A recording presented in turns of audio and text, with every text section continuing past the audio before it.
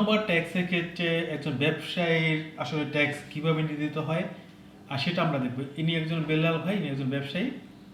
ওকে, তার income from business and profession আমরা দিলাম, এটা ফাইন। সিলেক্ট বিজনেস টাইপ আমরা রেগুলার বিজনেস দিলাম, উনি হলো ট্রেডিং করে, ট্রেডিংয়ে কাজ করে। আচ্ছা, বিজনেস নেম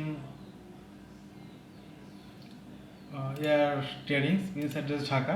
ওকে, ওইটা পুরোটাই দিতে হবে, আমি সংক্ষেপে করতেছি আর কি। ওনার সেলস 20 লাখ, 20 লাখ সেলস করছে।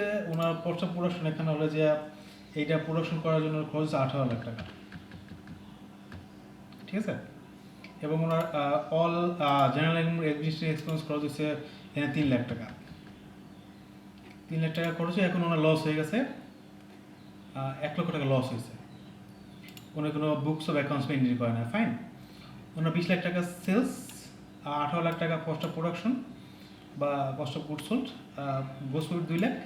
এখান থেকে ওনার অ্যাডমিনিস্ট্রেটিভ খরচ, বাসা মানে অফিস ভাড়া, কর্মচারীদের বেতন, এগুলো দিয়ে ওনার 1 লাখ টাকা লস হয়ে গেছে। ওকে, সেভের কন্টেনার দেওয়ার সামনে যাই আমরা দেখি ওনার ট্যাক্সে কী এফেক্টে পড়ছে। দেখেন ওনার income from business profession 1 lakh টাকা লস, 1 লাখ টাকা লস। কিন্তু ওনার ট্যাক্স অন রেগুলার ইনকাম কত আসছে? 20,000 টাকা। মানে এই যে ওনার ইনকাম ছিল, এই যে ওনার টার্নওভার ছিল 20 লাখ, এই 20 লাখের 1%, 20 লাখের 1% ওনার কিন্তু চলে আসছে কত? 20,000 টাকা চলে আসছে। এই 20,000 টাকা কিন্তু ওনাকে দিতে হবে, নিট পেয়েবল 20,000 টাকা ওনাকে দিতে হবে।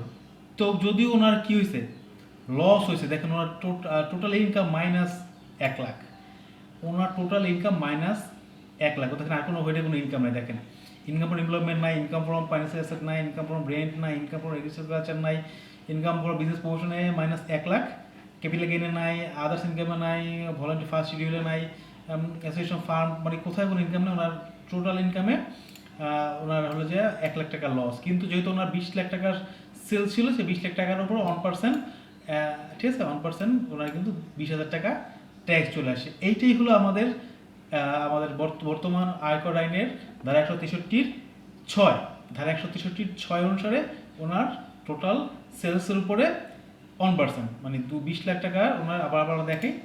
আবার দেখেন, এখানে 20 লাখ টাকা সেলস, 20 লাখ টাকা সেলসের উপরে 1%, 20,000 টাকা, এই 20,000 টাকা তো ওনার ট্যাক্সে পে বলে চলে আসতেছে। এই হলো বর্তমানে আমাদের 163 আন্ডার সেকশন 6 এর নিয়ম অনুসারে ওনার এই লস হওয়া সত্ত্বেও ওনাকে 20,000 টাকা ট্যাক্স দিতে হবে।